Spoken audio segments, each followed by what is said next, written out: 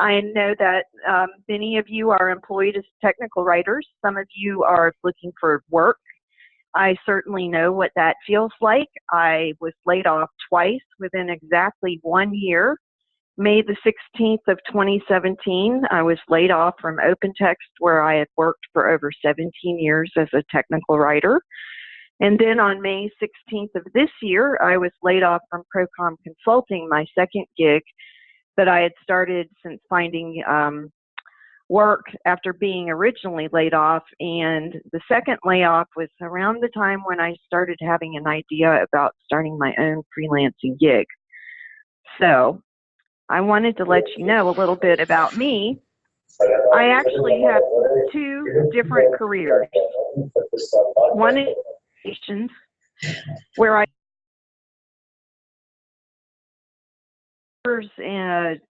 special interest articles for retailer magazines for the Florida Lottery, the Florida Department of Transportation, and other state agencies. I did page layout, writing, editing, graphic design, and learning how to research and interview people. And then I started dating my future husband, and he was a computer geek, and so I'd always ask him, what does that mean? What is that doing on the computer? And before you knew it, I had a job offer with the Florida Executive Office of the Governor to become their help desk support. So I left my low-paying job of writing newsletter articles to go to be the sole help desk support for the governor's office here in Florida. And I did that for about 5 years, and then stumbled upon this position at then Hummingbird on being a senior knowledge base analyst. And so I started there in 2000, right when crisis was around. If any of you were working back then, you'll know that the crisis was not a crisis at all, but we put a lot of work into it. Anyway, that's when I started at Hummingbird. Hummingbird later became OpenText because we were bought out in 2005 or 2006. We did have a team of 8 technical writers, but after the buyout, they did a massive layoff. They laid off my entire team, including my manager here in Tallahassee, Florida, and I became the sole writer for eDocsDM, which was the main software that we produced in the Tallahassee, Florida office. So I was responsible for 6,000 pages of documentation. At the end, I had 34 guides. When I started, there were only 17.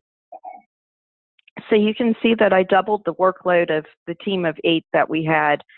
I really don't know how I managed to keep up with it other than I worked my tail off. The layoff was quite a surprise to me. I had a call from HR one day.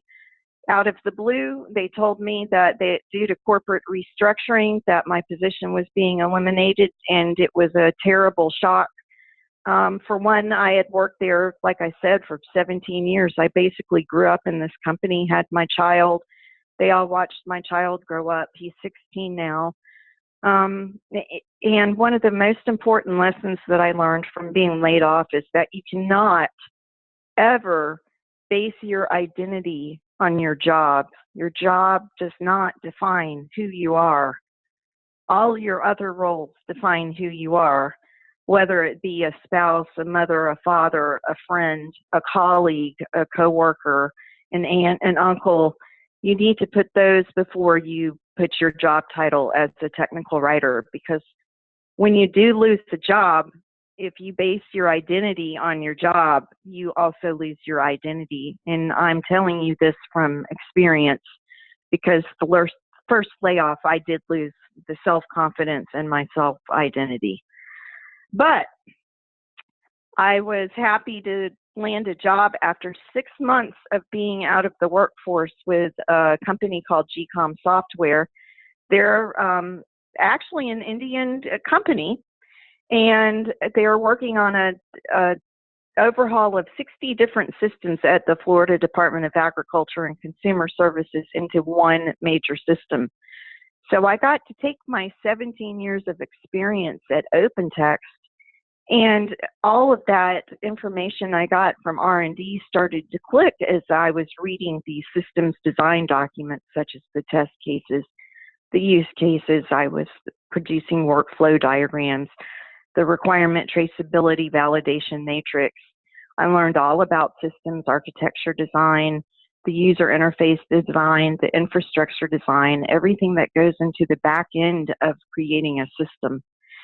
And over there, they had numerous authors, but they needed one voice. They kept on having all of their deliverable documents kicked back because they didn't have that one voice. So they needed a technical editor, and that's where I came into play. Unfortunately, I was offered another job with Procom Consulting, which was a full-time gig with full-time benefits. And because I was a contractor with GCOM, I jumped on the opportunity to get a position in technical writing that would allow me to be more of a technical writer and not so much of a technical editor. So in this case, I ended up producing more graphics than anything. I've included a couple of graphics that I designed here. This project was for the Agency for Healthcare Administration, where they're doing a new Medicaid system here in the United States.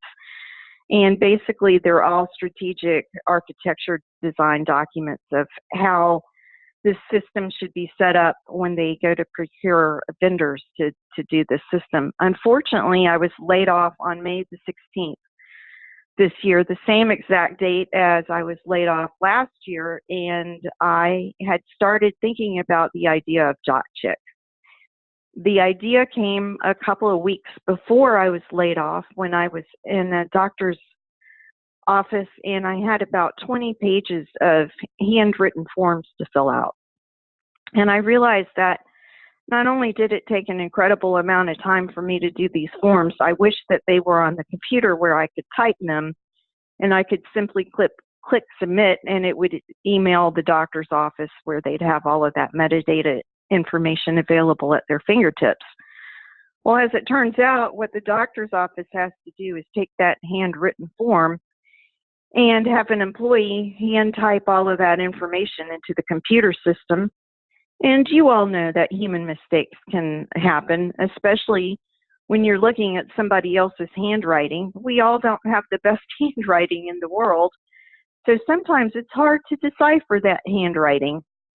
And because we're human, mistakes do occur. You can enter the wrong information about the wrong person. And because it's medical, I think it's imperative that the information come through clear and clean. So my main target audience are doctors, because they have all of these outdated forms that need to be online as PDFs that people can easily fill out, click the submit button, and like I said, the metadata is already there. Then I realized that there's lots of people who need editing services. There's people who write papers, whether they be students or doctors or lawyers or lobbyists or anybody who writes a resume, a menu, a brochure, a flyer. Anything dealing with the written word needs somebody to make sure that that is free of typos and free of spelling errors and grammatical mistakes. So once it's published, it's clean. And then I realized that people need writing services. People don't know how to put together their own resumes. People don't know how to deal with their own school papers or have somebody to help them write their academia papers or business proposals, grants, specification, contracts, anything. So I started thinking about what can I do? And I thought, well, I have this idea for this business. And I actually got my kid to brainstorm with me over names of the business. The first idea I had was DocOps. But my son was the one who said, what about DocChick? And I thought, that's really cute. And my business mentor said the difference between DocOps and DocChick is that DocOps sounds kind of like OpenText. It's really big. It's a big, huge company. And I didn't want that. I want to be your go-to DocChick. I want to be the local service. So he said by going with Doc Chick, that it gives you that personal feel and that local name. So I went with that. So the first step in doing a business is coming up with a logo. You've got to have your personal brand. And the first thing that I did was I hired a graphic designer. Even though I'm a graphic designer, I wanted somebody who's not as close to the business as I am, who has my best interest at heart, and who can brainstorm about the business alongside with me. So I hired somebody who could do that, and I actually found them on LinkedIn. And on LinkedIn, you can ask for proposals. So that's what I did is I elicited somebody with graphic design experience, and I got about 5 different proposals. Well, this person, Bill Fitzgibbon, just seemed to hit it off with me. I really liked his personality. I liked his style, and he seemed to really want to get to know me and my business ideas. So what I want to stress to you guys is the most important thing to do is develop that personal identity. You need to figure out what your brand identity is. In my case, my graphic designer did 2 different logos for me. I'm showing you the logo that we went with, the cute one. The other one was of this classy lady kind of wearing a pantsuit, holding a document in her hand, walking. And my business mentor said, I'm not sure if you're selling fashion or what with this other logo, but with the cute logo, I know that you're doing documentation services. As you can see, the chick is standing on a pile of papers and holding an iPad in its hand with that medical logo. So that shows you my target audience is really that the doctors, the chiropractors, the acupuncturists, the massage therapists, anybody who deals with having those intake forms. That's my main audience. But I found out that there's lots of other people who need my business, and so I've done a lot of resumes and business cards. And your business card is your first impression, and that's what you need to make it stand out. That's why I'm saying hire somebody to design your logo for you, because that is your first foot forward into getting somebody's business. And as you can see with my business card, the front and the back are both compelling and tell you what I'm going to be able to do. I'm going to be able to make your documents easier. And the back shows you what services I provide. And business cards are cheap to print. Your logo is where you want to spend your money. I spent 325 American dollars on my logo, and it was well worth it because I have gotten so much positive feedback about these cute business cards and my cute logo that I believe my money was well worth it. So that's your second step, is buying your business cards. My business mentor suggested that I team up with a local printer to offer my services as add-on services, and I've done just that. I went to a networking group, which is your next step, your third step, because your networking is your most important step in business. Word of mouth advertising is better than any type of paid advertisement you will ever spend your money on. So I suggest that you join any type of networking groups, and that's where you get to hand out those business cards and meet other people that haven't even considered that they need your services. But this is your opportunity to pitch your business and what you can do for people to make their writing easier and to make their editing easier. And I also suggest to create an allegiance with your local printers to use your add-on services. And it's already worked for me.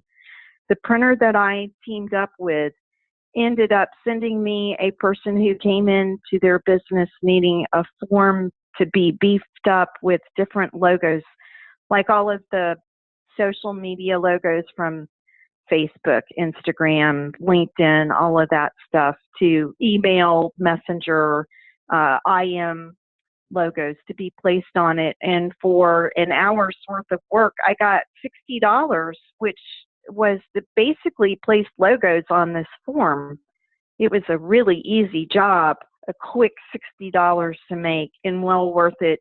The client got what he needed within an hour, and the printer was happy because he was able to give me business. And in return, I send the local printer business in terms of anything that needs to be printed. So when you go networking, you tell anyone and everyone about your business and be enthusiastic about it. Smile when you hand out your business cards. And if you've got something cute like mine, where the back is really cute, hand them the business card face down first and tell them that your contact information is on the other side, so they're compelled to look at the other side. If you hand it to them with your contact information first, they may not be compelled to turn it over and see that the back actually has something on it. And that, a piece of advice that somebody gave me at one of these networking events, and it's really worked out to my benefit. So social media is your friend. And I'm going to give you a quote from Ted Turner, who's a multimillionaire network mogul here in the United States. He owns TBC, the movie channel here in the United States. And his motto is early to bed, early to rise, work like hell, and advertise. And he's really right. You need to advertise. But I'm not telling you you need to take your money and go buy an ad in a local newspaper or radio or TV. What I'm telling you is to make your Facebook business page and then to post regularly from there, and to also make lots of LinkedIn posts. You can create a business page on LinkedIn too, and then use it as part of your profile experience and be able to link to your own profile gig on LinkedIn. But make posts from these pages. And I do things like spelling tips of how to learn the difference between your, and your, or two, and two. The the number, the two, T-O, and the also, the T-O-O. I do inspirational quotes. I do anything that I think will help somebody write.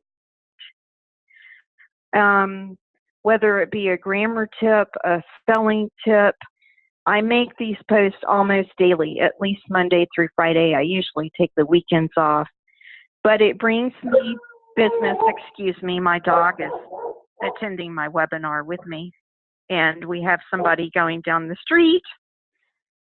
But getting the word out, get your friends and family to share your Facebook post, which I've actually picked up business by friends doing just that. They shared one of my posts about, I can help you with your resume because your resume is your first impression when you're job searching. And I've even had my resume overhauled by a professional. And then make offers to your friends and family. I'll give you a certain discount off of services if you share my post, if you bring me business because of your word of mouth referrals. I'll help you out too. Target folks who need resumes.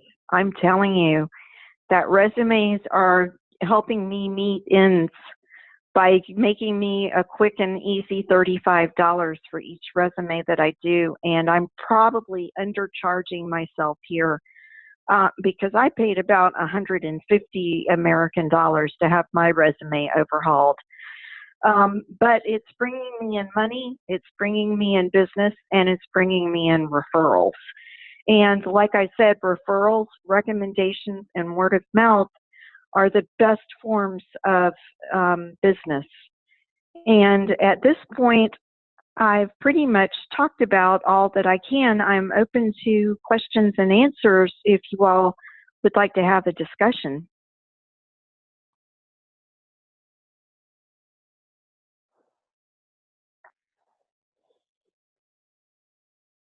I'm going to stop sharing my screen now. Can you all still hear me? Yes. Okay. Do you have any questions? Hi, Scheely. I have a question here. Sure. Is it very difficult to get a job after a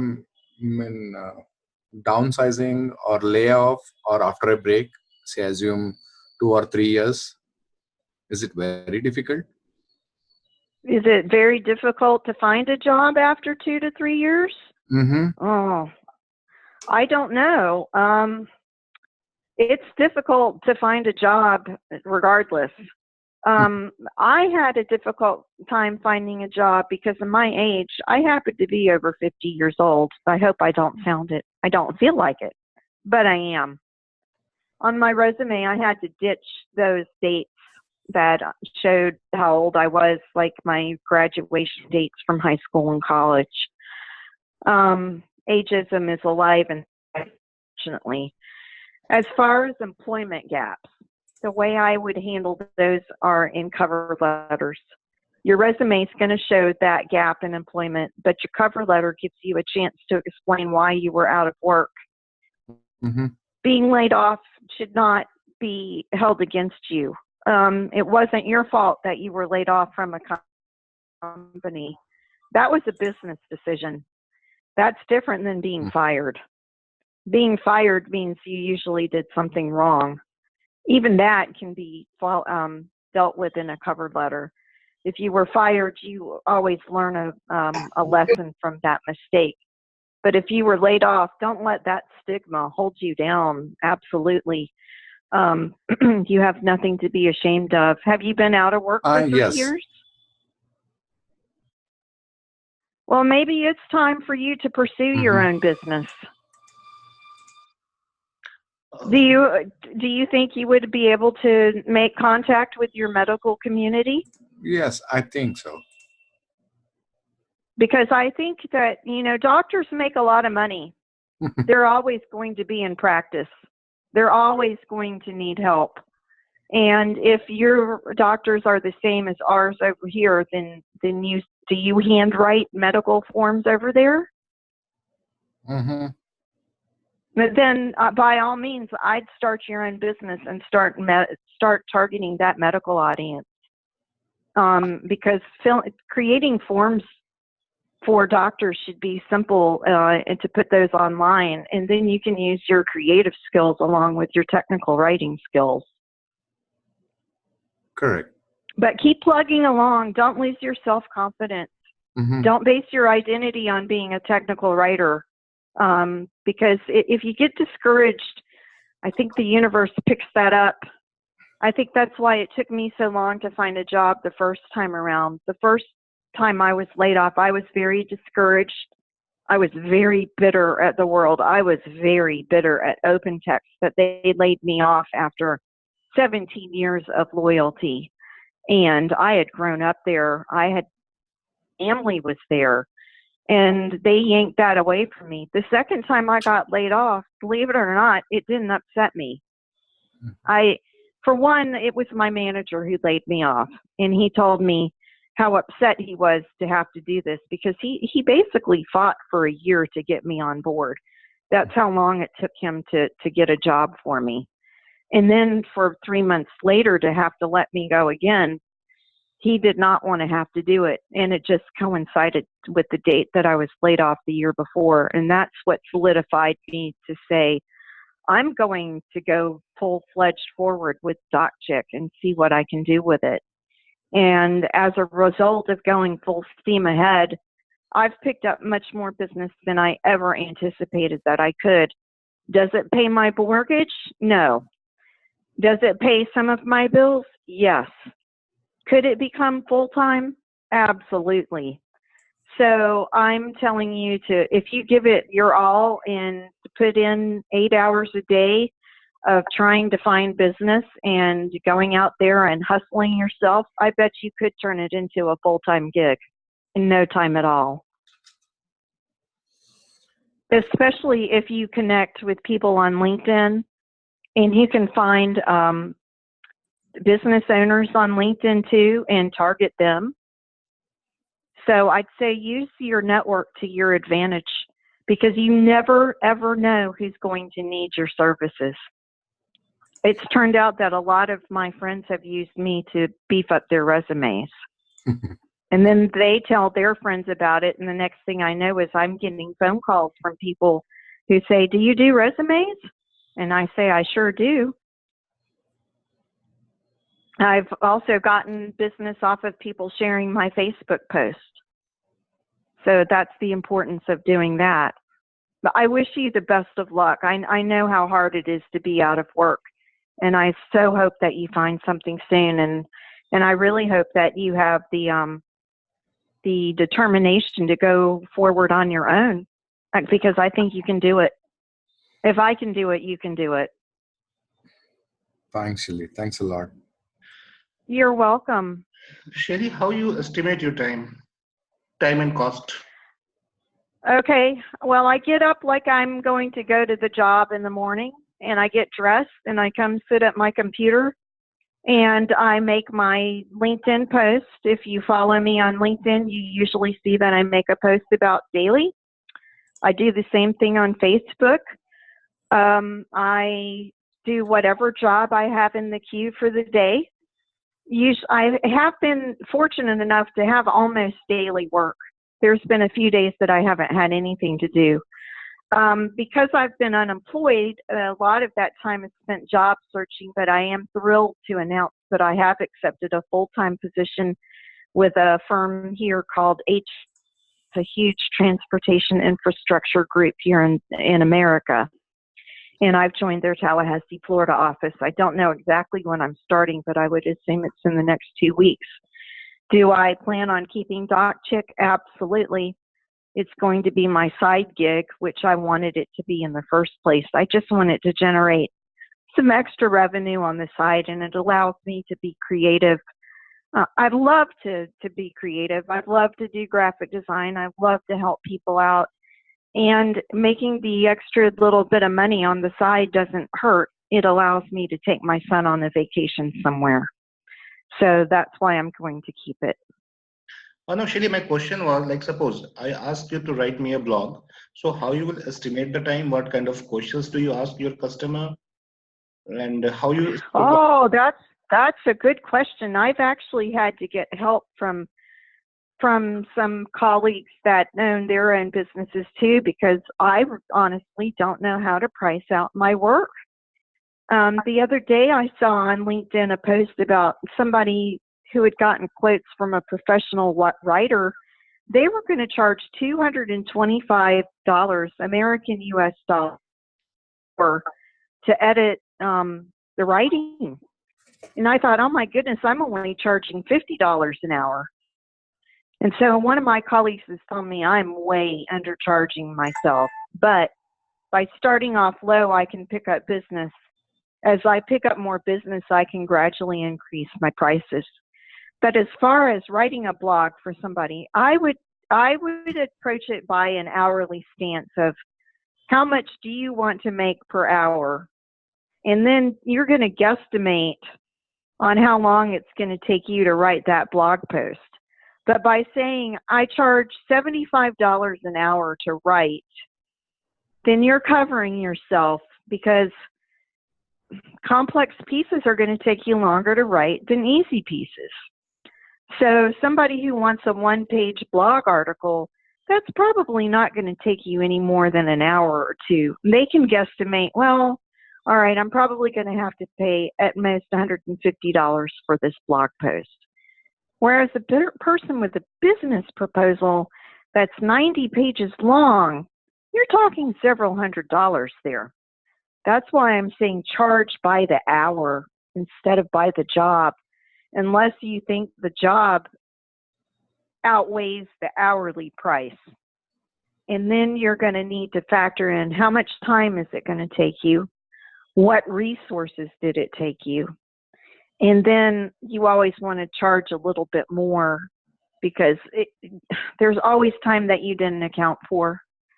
Even if you keep an app that does your time, you usually don't count reading the emails or corresponding back and forth or the phone calls that you make. So pad your time a little bit in there for those types of instances. Did that help any? Yes, thank you. So do you have? You're welcome. Yeah, please. Scheely, this is Kusuma speaking. Actually, I just wanted to know what is the major difference between technical writing and content writing, the blog writing.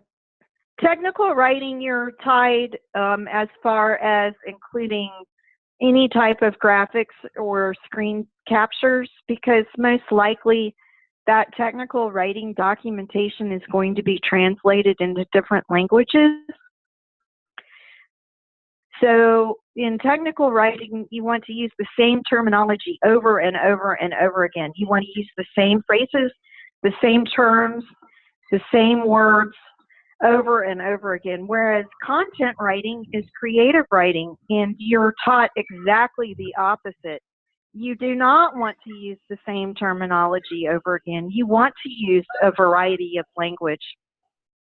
You want to be able to use pictures and screenshots, and you are more free in your writing with content writing for the media, whereas with technical writing, you're kind of constricted within that box of how you can write. It's very procedural, it's very technical, it's very high, whereas content writing is alive, it's vivid, it is fluid, it is dynamic. Did that help? Yes. Actually, the question was because I was a technical writer, and I just thought I'll start off with content writing also, because last week our whole team was laid off, and this is the second time I'm being laid off in the same company, not in two different places, but in the same place. Once they laid off and they called us back telling it was a mistake, but again they laid off after 1.5 years. So right now I'm searching for a job. So I was thinking, should I start somewhere for about content writing? So that was the reason I asked the question, like, will it be easy to juggle between both? Yes, I would think so, because I think when you're writing documentation, your brain knows to not use that creative writing side of your brain, and content writing is you being able to be creative. So I think you ought to be able to juggle the two seamlessly. Best of luck, and I hope you don't get laid off again. Kushima, here I would like to add something. Yeah. Both are different things, right? I have written recently I've written two blogs, one about a step-by-step guide for technical writer and a step-by-step guide for content writer. Okay. You don't need both, but you will have some idea.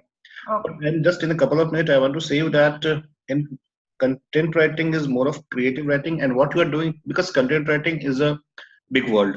So like writing blog, writing about the website, writing about proposals, not even proposal, writing about brochures, also all things come under content writing. So what you are doing in content writing, that matters. Suppose you are writing blog, so it is entirely different from technical writing. The only thing denominator is writing, good grammar, that will be always there. But writing a style is completely different, because here for blog and for website, when you write for searchability, you write for entertainment, you write for engagement, right? But when we write for technical writing, we don't care for these things. We talk about fact, right? Like suppose you're writing for a hotel website, you will say that, oh, when you will come in my hotel, you will feel like you are in paradise, right? So, but for a product, you cannot write that, right? Correct. So, and number of words, here we write minimum, there we write maximum. Okay. Your blog should be of at least 2,000 word. Okay. If you want it to be in top in the Google, and in technical writing, we always focus on the minimum words. Okay. So there's a big difference actually, and content writers are not well paid. Technical writers are well paid. in India. Yes, I agree. Not in other part of world, but I'm for India. I can say you. Okay. So again, that's your choice. It's not that and in content writer, you should not think only being a content writer. You should think about being content marketer, because content marketer and content strategist are the people who are now getting good traction, and they are getting well paid now. And since you have done both the content writing and technical writing, you will be very good as a resource for a startup, because you can take care of their technical document and take care of their content writing also, like their marketing materials. Content writers basically write for marketing people in general. I hope I answer your question. Yes. Rahul, I have a query here. Yeah, please. And do we need any training for content writing? Is it necessary? For content marketer, yes. Correct. Yes, don't try to be content writer. Content writer, the situation in India is that 20 word, 25 paisa per word people are ready to work, because anybody sitting at home doing nothing, they start writing content. Okay, and people still don't understand that. Uh, in fact, new business start understanding that good content writers are required, because digital marketers, what they do, they normally misguide the people, misguide the company that you can do SEO, but the good SEO can be done only by good content. And now Google has become very strong with their new AIs and new algorithms. So content writer definitely will get good traction in coming years, because your content need to be very unique and engaging. All those things need to be there. So think to be content marketer, good understanding of SEOs and all. Okay, content strategy, and so that you can propose somebody that you cannot rank in the Google without having good content in your website, without having more than 1,000 blogs on your website. If do you know that Tom Johnson, how many blogs he has written till now? He has written approx 1,800 blogs till now. Oh, good. Right. So you can find him everywhere, and still every day he's writing. Every day you can find him on LinkedIn, Facebook, everywhere. He's active, Twitter. Okay, and so Okay. yeah. So try to be content marketer, not writer. Okay. But the same person is, I would rather be writing that person, right? See, content marketer is that. Again, I'm taking a different class. Sally, is it okay if I'm taking your time? Yeah. So right. Yes. So Sally, it's for you also, right? Because you are new in business and I'm doing it from last 10 years. Okay. So the thing is that, suppose you search Technical Writing Institute in Pune, okay, and Google is throwing you technical writer from America, right? Do you like that? No, you will not like that, right? You will first you want something in Pune, okay, or you will start getting Doctic website in Pune when you are searching for a good documentation service, resume service in Pune, right? So you are in, so you will not like Google and you will ditch Google. So Google don't want SEO to be done. Google want good content to come on the top. Okay, relevant content come on the top. Okay, so Google now, when this AI, all those things are there in the market. In the last month also, Google has done one algorithm change. So a lot of things are there to tell you. There are 200 parameters on which Google do the normal algorithms. That is in public, and there are a lot of algorithms are hidden. So based on that, so Google now want good content to rank. Okay, so only good content. And what is good content on the website? It should be long. Why I'm saying long? Because Google also want you to be your reader to stay on your page. That gives a good signal to the Yes. Google. There are a lot of things are there. There are 200 parameters. Again, I'm telling you. Linking, internal link, outbound link sharing. A lot of things are there, which makes a good content. How you're writing the headings, right? Now, in technical writing, you will not write 5 good ways to do this. Okay, in technical writing, you will not say, "I will tell you a secret of being rich." Okay, so this kind of catchy thing you will not do in the technical writing, but in content writing, you will have to do to get the traction of audience. Okay, so there are a lot of things we can discuss, and I'm planning to do a blogging course also. So all those things are there which you need to be a good content marketer. So you can do that through content, like keywords. Keyword stuffing is also not advisable, but the using of keyword is also very important in content writing. What in technical writing we don't care of Yes. this, right? So these are basic difference in nutshell. I agree, and I would suggest for any of you wanting content writing experience, start your own blog. That's the easiest way to get the experience. And you get to be as creative as you want to be. You are not constrained by those technical writing rules on writing a personal blog. You can write about anything you want to, but you have to make it compelling in order to keep the reader. But I would say that's the easiest way to get experience without a formal job doing it. When you go to interview for a content marketer job or something like that Rahul has mentioned, you need to be able to have a portfolio to show them that you can write creatively. So having a personal blog is one perfect way to do that. That's my recommendation. That's true. Yeah, Aditya, you have some question? Yeah, Aditya, please go ahead. Yeah, Rahul. This Yes? just might be a little out of context, but I'm just a bit confused about what would be proposal writing and what would be content marketer. No, proposal writer. Oh. Yeah, sorry, Scheely. Yeah, Scheely, please go ahead. Scheely will answer. Yeah, okay, I'll give you an example. The business proposal that I was given, somebody had already written, but he was very enthusiastic and was using like all capital letters in his sentences, and that's a no-no. That's a grammar no-no.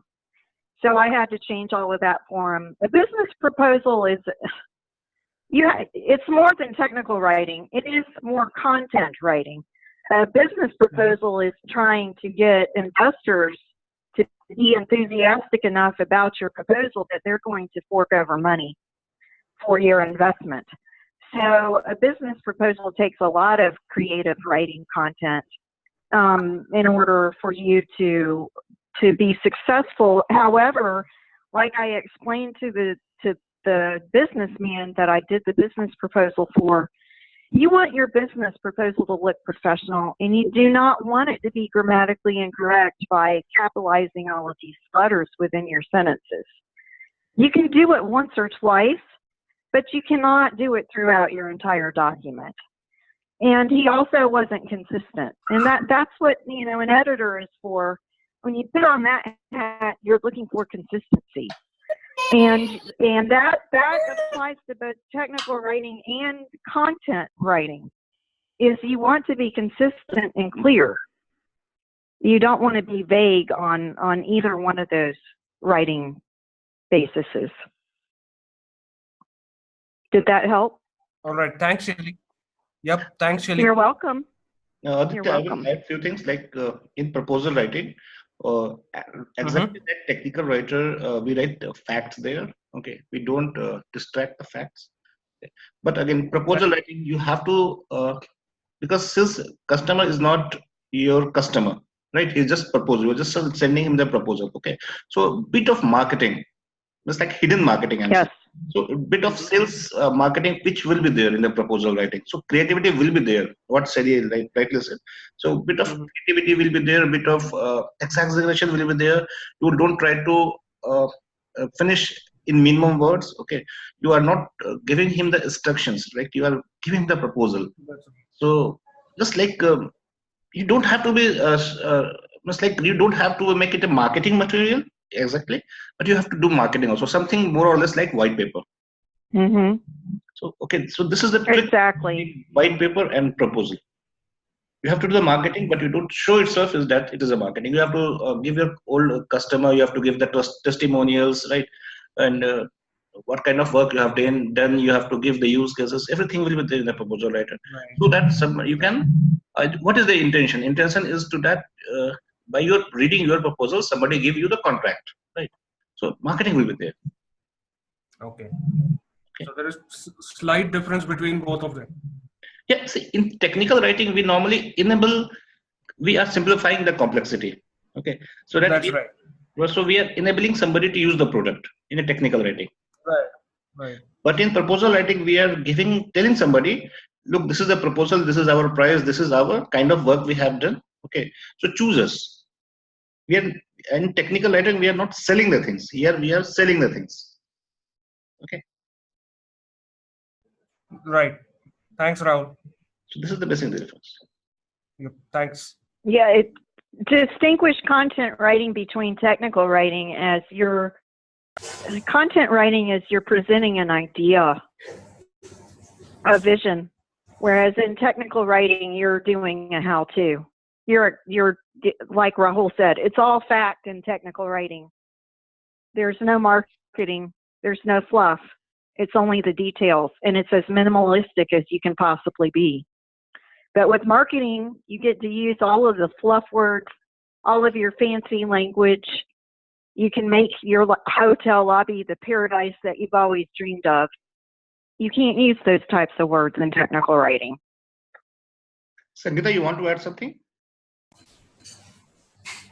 Hey, Sangeeta, Actually, I wanted to ask, if... Hello, can you hear me? Yep. Yeah. So I wanted to ask if in case, we are interested only in doing technical writing as a freelancer, how do you go about that? And would you have any pointers on where, we can get started on it? Okay. I mean, not doing the content writing part, just the technical writing.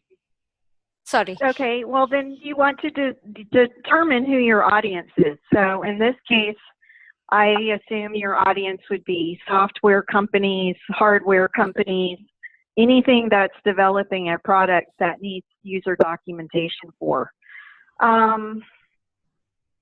That's your number one target, is who your target audience is. And then you need to figure out, what can you sell them? Are you just trying to sell your technical writing services? So this is where you get to use your own content writing skills, is for yourself, of how you're going to market yourself. You need to have your 30-second elevator pitch of what you do in 30 seconds. This is what I'm going to tell you what I can do for you, and target your audience that way. Does that help? Sangeeta, can I add a few things? Thank you so much. Sangeeta, I want to add a few things. You're welcome. Sure.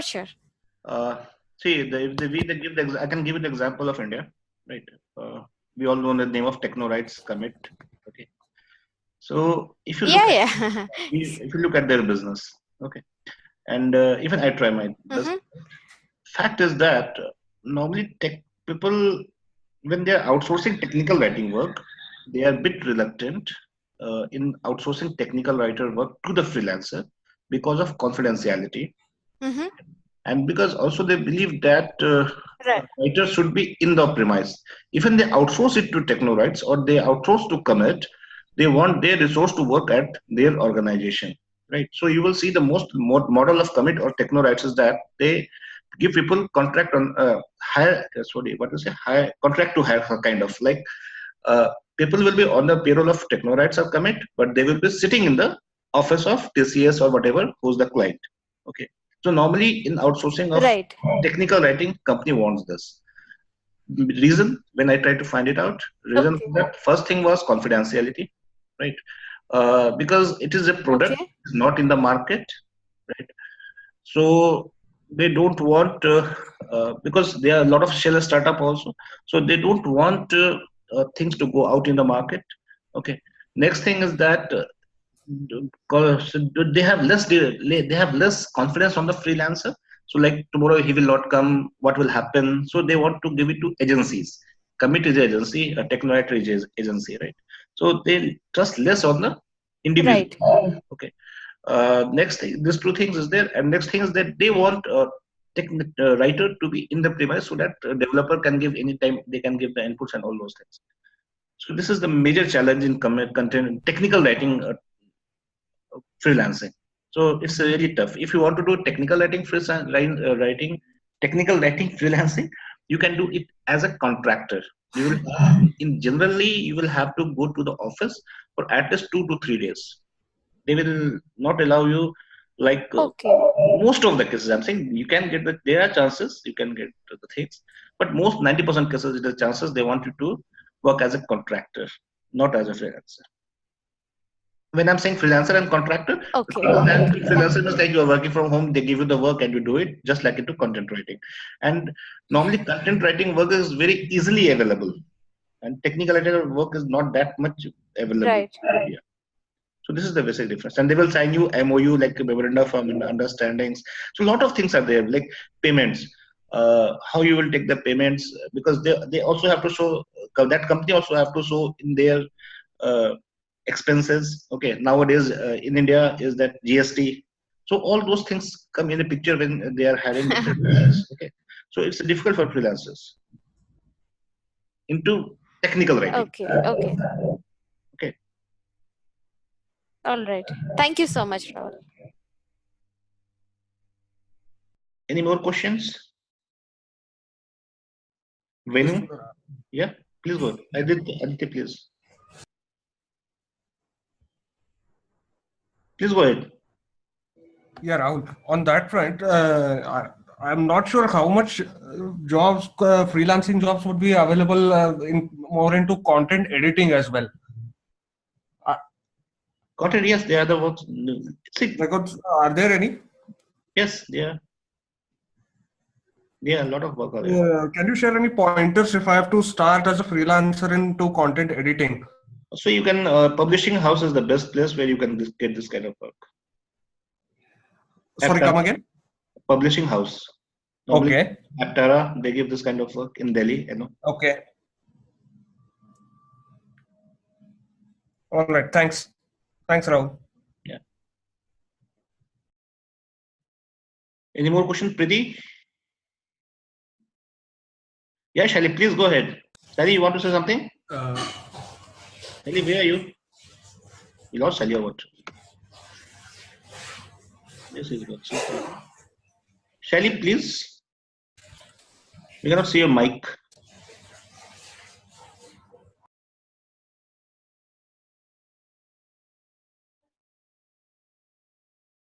Shali, you there?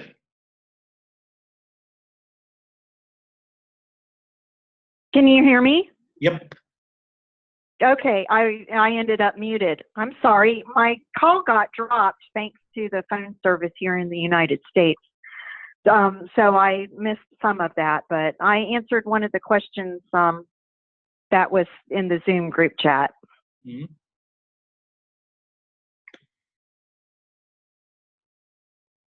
So the question with Andrew. So the question that I have right now is, if I need to start a freelancing job, how to know about my audience. Okay, figuring out your audience is determining what you want to do. If you want to do solely resumes, then you know that you're going to target business professionals, you're going to target college graduates. If you know that your audience is going to be software companies, then you know you're going to be able to market your technical writing services to them. It's all determining what you want to do and then figuring out who your audience is. If you say, I want to make sure that every restaurant in India is typo free, then your audience is going to be restaurant owners with their menus.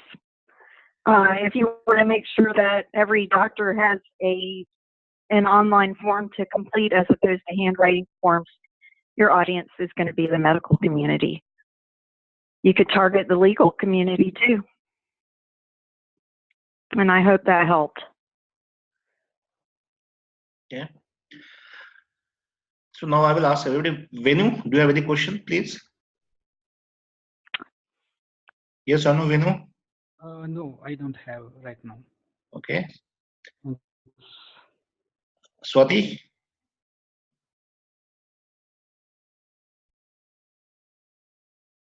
Prema? Any questions? Hi, sir. I have a question. So, can I ask you, Scheely? Yeah, please go ahead. Yeah. Yeah. Yeah. Hi, Scheely. My name is Paramjeet Singh, and my question would be, what are the major differences you feel while being on a regular job than working as a freelancer? Oh, Yes, the because it is. security of a Yeah, the because it is. security of a steady paycheck is the main difference. Okay. Because with DocChick, I don't make enough money to pay all of my bills. When you've got a full-time job, you know that you're going to be able to pay your bills. Knowing that I have a job ahead of me has made the last few mornings very peaceful for me when I wake up, because for the last 2.5 months, I've woken up with anxiety about how am I going to pay my mortgage the following month. You know, my money's running out. Fortunately, I had saved a lot of money after I was reemployed after my first layoff. If I hadn't saved up money, I don't know how I would have survived. So that's your major difference is the money. Being your own boss, though, is priceless. And setting your own hours is priceless. Doing the jobs that you want to do is priceless. So you have to make that determination of what are you willing to live without when you first start your freelancing gig, because it's going to be tight for a while. But I fully believe once you are out there and well respected and have a good word of mouth going on about you, you could certainly do it full time very easily and be able to support yourself. It's just a matter of finding that audience and targeting them and advertising.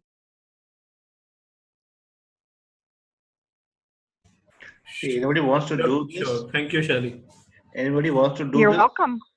So if anybody wants to do this, my recommendation is that start preparing for the rainy days when it is sunshine, right? So start thinking at least couple of years before, and at least you should have good money. Make your website, rank in the Google. Everything is there on the place. Then try to exit. But we know that life is always not planned. Okay, so something can happen like laid off. Then there's a different thing. But if you are determined that you have to do freelancing or you have to do your own business, so start preparing for it. And believe me, I'm doing it from last 10 years. And still I'm not that much confident to quit full-time job. But I'm trying to do that. So it's not so easy, right? Like feeling after working for 15 years, feeling of no job, that insecurity is really tough. But again, as Shelly said, that if done properly, it's priceless. Lalita, do you have any Just remember, the sky's the limit, or it really isn't the limit. You can take your business as far as you want to go. Yeah. Lalita, you have any questions? I actually don't have a question. I just want to share one point here. Yeah.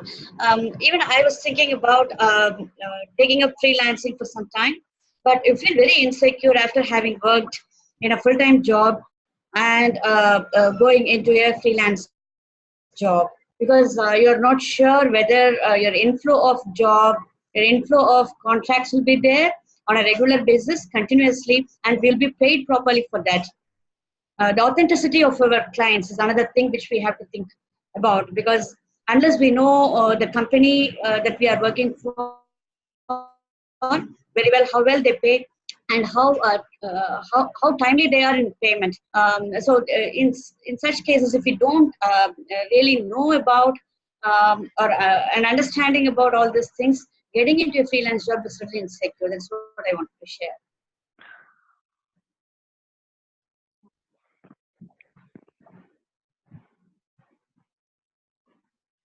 Yeah, well said, Adita. This is the really fear we all have. Yeah. As a freelancer. But the thing is that as a freelancer, we should focus on making agency rather than freelancer, because a freelancer really it's difficult to survive unless and until you are getting well paid, like almost double of your salary. Then only you can be so secure. And again, when you are charging double of your salary, nobody is going to take you. They will think that why not to hire some for the full time. So it's all matter of chance, that all a matter of network, that how kind of what kind of client you are getting and how much you are being paid. Okay, so it's very simple to say, but yes, it is difficult to practice. Also, very good question by Anirudh again. Sally want to answer it. I'm afraid there is no answer for that. Job is no guarantee anymore. That's true. Imagine Yep, our question, how there's to no secure. guarantee. Yeah. So Anirudh, Unfortunately, within the software industry, it seems to be part of the norm now, especially if you work for a company like OpenText who acquires different companies on a quarterly basis. And after every time they acquire a company, layoffs occur.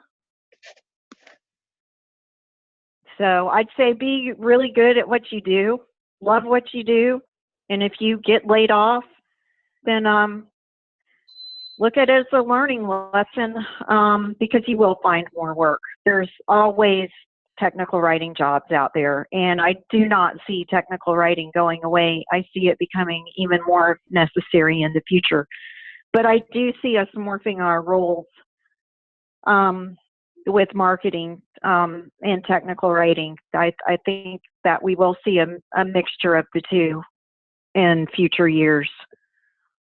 I think that we'll have to play different hats within the company. You may be a marketer and a technical writer at the same time, just working on different projects.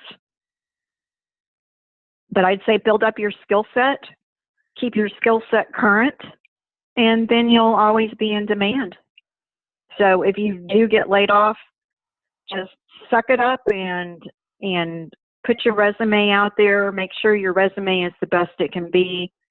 Make sure you have one of your colleagues proofread it for you, because all of us get too close to our own docs to catch our own mistakes.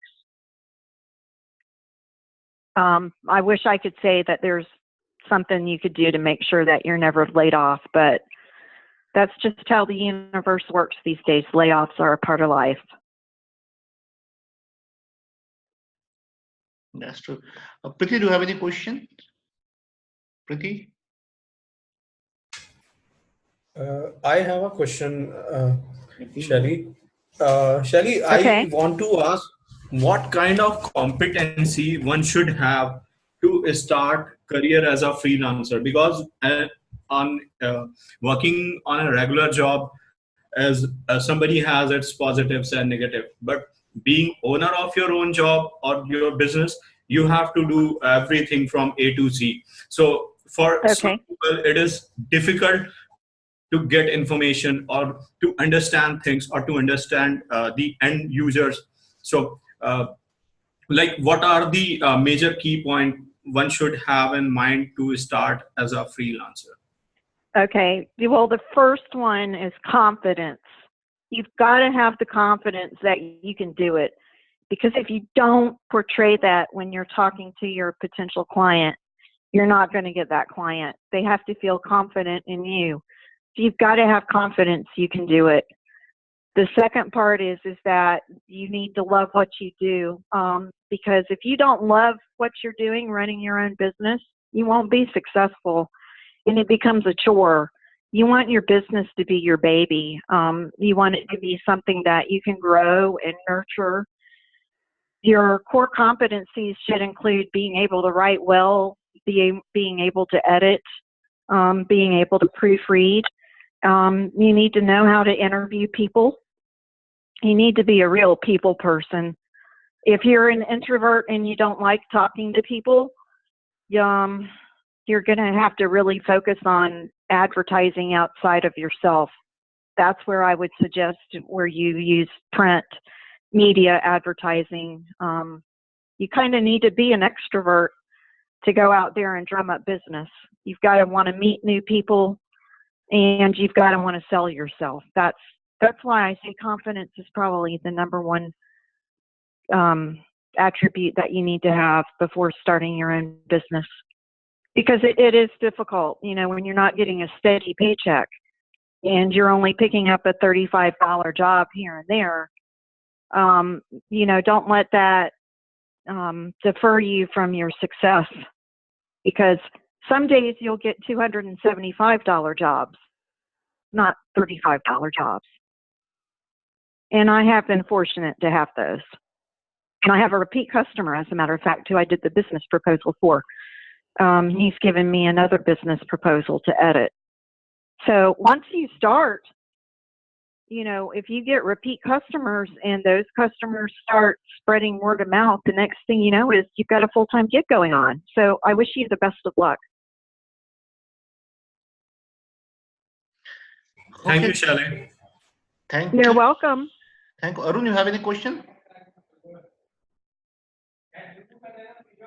Arun, any question? So I assume we don't have any questions anymore. Thank you, Scheely. And just I want to give, I want to share that I'm coming up with a blogging course that is more or less like content marketing, and content strategy will be included in that. So hopefully I will be today or tomorrow, by tomorrow or this weekdays, about Monday, about that course. That will be blogging and content strategy course. That will include complete content marketing, content writing, everything. So that those who are thinking of business in the freelancing can learn from my experience. And I'm taking a couple of minutes and showing you my blog. This is how my blog look like. Okay, so I will suggest you to go through this blogs. So this blog is, to be right now, is not an authority blog. What is authority blog? Authority blog is that when you write some research work or something like that. But this blog is mostly targeted for the starters, beginners. Okay, so like definitely guide to become a content writer, to become a step-by-step technical writer kind of thing. So if you open it, you will see that it is of more than approx of 3,000 words. Oh, wonderful. This Yep. looks really good, Rahul. So Nice job. So why I write like this, and what I'm using, what kind of thing I'm using to why this is there. Okay, so all those things I will be covering in my class. So why this webinar, what I'm getting from this, so how you can be a good content marketer. So everything will be there in that course, and hopefully I will announce you soon. So thank you, Sally, for the time, and thanks everybody for the time. Thank you. Any more question? Thank you so much. Thank you. Bye-bye. Thank you, Thank Scheely. you so much for hosting the webinar, and thank you for asking me to give one. I really enjoyed it, and I enjoyed talking with everybody today. Thank you, Scheely. Thank you, Rahul. Thank you. Thank You you. all have a good one. You too, Bye-bye. Scheely. Bye-bye. Thank you.